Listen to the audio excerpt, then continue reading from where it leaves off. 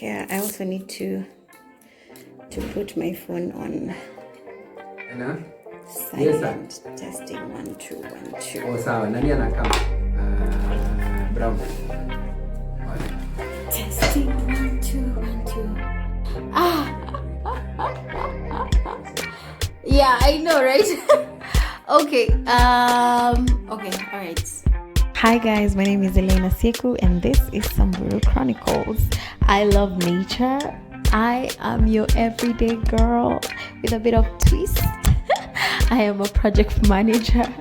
I love dancing as a form of exercise, of course. I can turn up. Cooking is my go-to. Ugali is my favorite meal. And I love me some meat. Oh my god. I goof around a lot, guys. A lot. Shit. I drink responsibly and I love coffee. Okay, hi guys, how's everybody doing? I hope you guys have been fabulous wherever you are watching me from. It's your girl Ellein and I am behind the camera. And this is Samburu Chronicles. And this guy here is Nelson Saitu. I'm very fortunate, he's my uncle, but also he's a psychological counselor. Yes, psychological counselor. And I just decided to have him on board to record this episode because from my previous video, I had told you guys that I think in my heart of hearts, I'm probably going through stages of grief. I don't know, because I'm struggling with insomnia a lot. So thank you so much, Nelson. Thank you. Maybe introduce yourself to the people. Yes, hi people. To your people. Good morning, good evening, good night, wherever you're watching me from. Yeah. Whatever time zone you're watching me from. Yes. My name is Nelson Saitu. I'm a psychological counselor. Yeah. So we deal with emotions and behavior and feelings and whatever you're just going through in the inside of your mind or in the inside of your heart. Yeah. I'm the one to look for. Good stuff. And we are back. Okay, guys. So, like I told you, I think I'm struggling with grief because I'm not sleeping. Sawa? I'm not sleeping enough. So what happened was when we were told the first 2 weeks was difficult, I settled into it. Yeah. Then now got my own routine, working from home, got us a nice spot for office because I didn't want my room to be associated with working. Okay. Then I think now 2 more weeks into it, I am not tired. I'm working out in the evening. I'm not tired. At 3 a.m. I'm waking up. My mind is clear. Tell me what is going on. Okay. Yeah, what is going on? First of all, as a good counselor, I start by telling you that you're not alone. Yeah. You know, the thing is, when you're going through any mental thing, we think like we are alone. Yeah. So everyone is going through it. I am going through it. Yeah. My patterns of sleeping has shifted. Yes. Because my lifestyle and our lifestyle has changed. You know? It's everyone in the world. Yeah. We're not used to staying at home. Okay. For most of us, staying at home was Saturday and Sunday. Yes. Then Monday you're back to the house. Yeah. Or when you get a public holiday. Yeah. Like tomorrow. Yeah. If COVID wasn't around. I'm actually working tomorrow. Guys, tomorrow is Labor Day. Yes, public holiday, it's Labor Day. So we would have been excited. I know, yeah, like, turning up today. Exactly. But now it's a week, it's a month. You're staying at home. You're not leaving. Yeah. It's a sudden change. Yeah. Our brain doesn't know sudden change. Okay. So how our brain works is we are introduced to things slowly by slowly, then we become experts in it. Yes. And if you want to leave it, you are introduced to it slowly by slowly, and then it's gone. Yeah, because then I felt like my brain was working like a machine, right? Yeah. I wake up in the morning, I have to beat traffic, so I either have to wake up earlier, get to work, deal with the people in the office. So my brain is like a processor. It's processing information constantly. The cars, the different people interacting, the different smells, even the different experiences, the different energies people are emitting. Then by the time I get home in the evening, I'm tired. I decide maybe that day, it's Friday, I decide like today, I decide that, I'm going to turn up with my friends. So we go out, we party until 12 midnight. I've already processed a lot of loud music, a lot of people, a lot of like, it's like beats and frames of like taking a photo. They're called FPS or something like that, flashes per second, right? Then I get home, I'm tired, I sleep. Now, my brain is just processing very minimal information. Yes. My bedroom, my work spot, and my family. Exactly. That's it. And these are smells I'm used to. These are people I'm used to. This is my comfort area. So I'm not struggling to adjust mentally. And I think also what I was thinking about was the fact that I have mental health is also making it harder for me to process this information, right? Exactly. So there's also that underlying issue that is, I'm already struggling with the everyday life. Then you have taken away what I have come to find comfortable, my friends.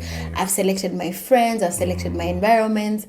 Now, I'm afraid of getting comfortable only for it again to be stripped out. And I have to struggle again with waking up at 5 a.m., you know?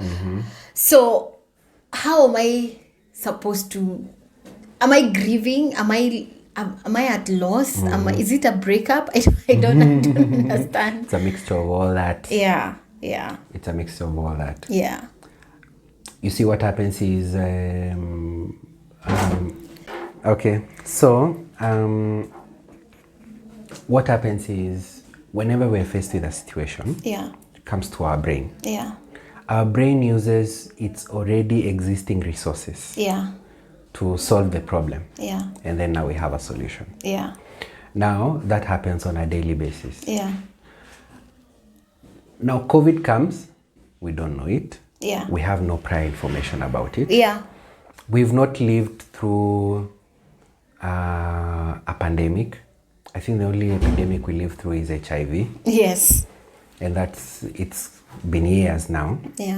We've not had anything else that has caused us to social distance, shut down and everything. So we have no prior information.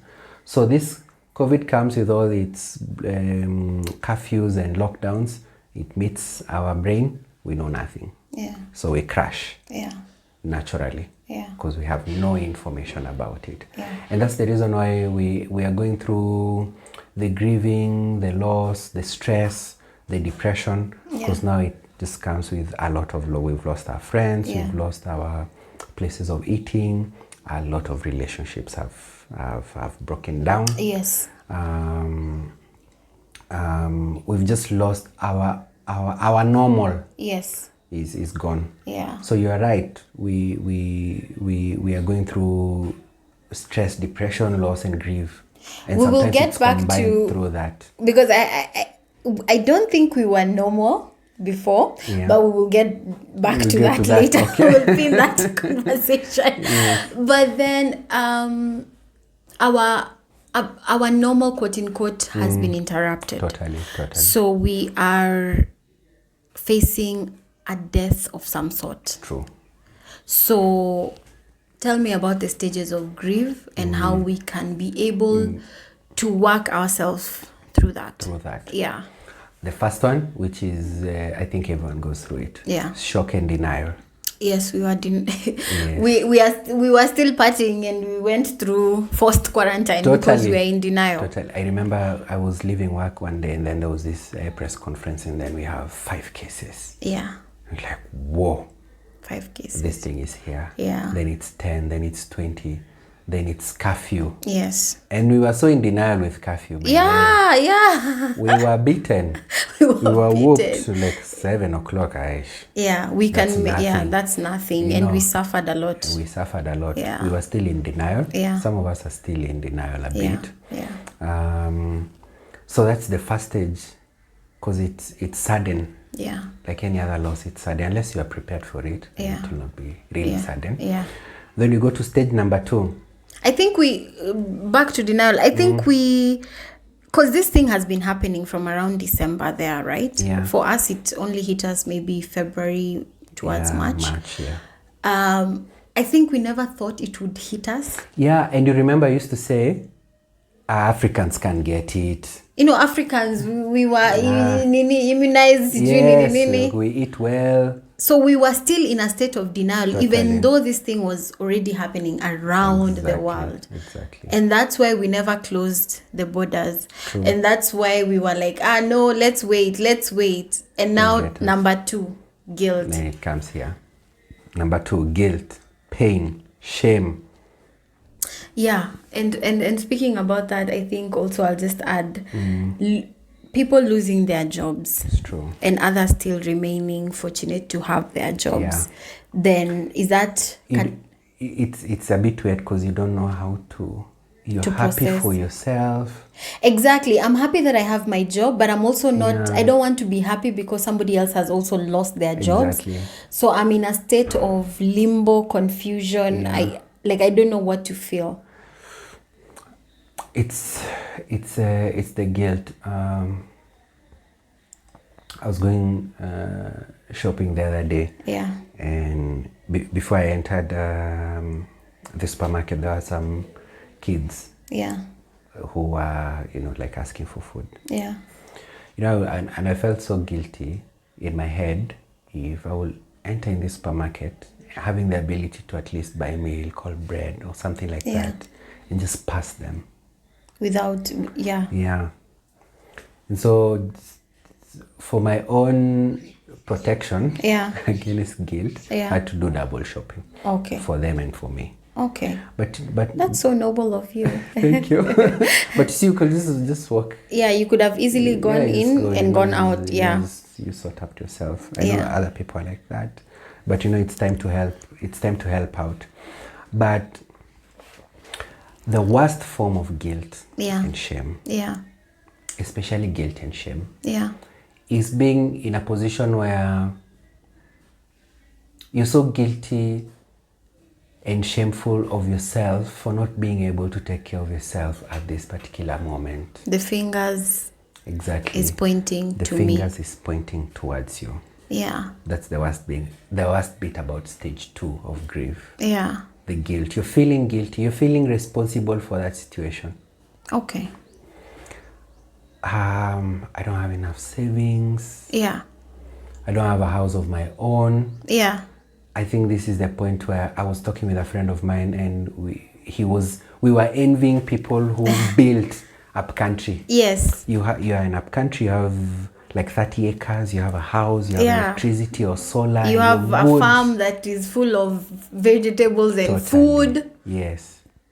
Or imagine how someone who owns a home and have tons of savings. Yes. How they're feeling right now. Yeah. It's la vida loca. Yes. But still, this person still is suffering some form of guilt or some form of shame in that, or some form of loss in that you have all these things, but you still don't have freedom. It's true. Right? It's already taken. You can't go out, you can't enjoy, you can't do nothing. Totally. So we spent all our life chasing after flashiness, trends, the latest cars, the latest phone, the latest what. Yes. If we could have probably used that money to do something else that would eventually be beneficial during this stage. Exactly. I could have. So I am questioning myself. I am looking at myself in the mirror and I'm saying I should have made better decisions. Exactly. And I sink deeper into my pain, into my grief. And into your guilt and into your shame. Yeah. Exactly. And there's this magical word that is being thrown everywhere. Yeah. Essential services. Okay. And I think we spent our time and money and energy in non-essential services. Okay. What are the essential services right now? Healthcare, food. Yeah. Even education is not that essential. Exactly. It's closed. Yeah. Religion has been closed down. Yeah. School education has been closed down. Yeah. We're forced to use alternative mediums of conveying education and conveying the word of God. Exactly. As long as you have a place to live, food to eat, and good water, health. Yeah. You know the basic need, the Maslow's hierarchy of needs. we are on which degree now? The basic ones. That's where now everybody, even self-actualization doesn't work right now. It doesn't work right now. What am I self-actualizing for? So you're meeting all your needs. You know, food, water, shelter, clothing, family. It's those essential services, health. Wow. And because now we're feeling shameful and guilty because we feel a bit foolish because we spent money on higher hierarchies. Friendship and acceptance and security and self-actualization, burning down the bridges of the first one. We spent all our energy on the outer than what is inside the box. And that's why we are grieving a lot. And that's why we're not even grieving a lot. That's why we're feeling shame and guilt. That's where we are in this. I've been such a fool. Yeah. Yeah. The friends that I spent my energy around and, people we were hanging out with every other day, none of them has even called and reached out and be like, hi, Ellein, how are you doing? Yes. And again, it's not their fault because whatever we're going through, they are going through the same. They are also in the same state. Exactly. So they're taking care of themselves. Yeah. We've reached a point where I'm important than my friends. So let me take care of me. I hope they're taking care of themselves. Yeah. I think most of us have reached that stage. It's basic. We're back to the basics. Exactly. All right. At this particular moment, guys, we're going to take a short break and really internalize what Nelson has told us. And please stay tuned for part 2 of this video. Thank you.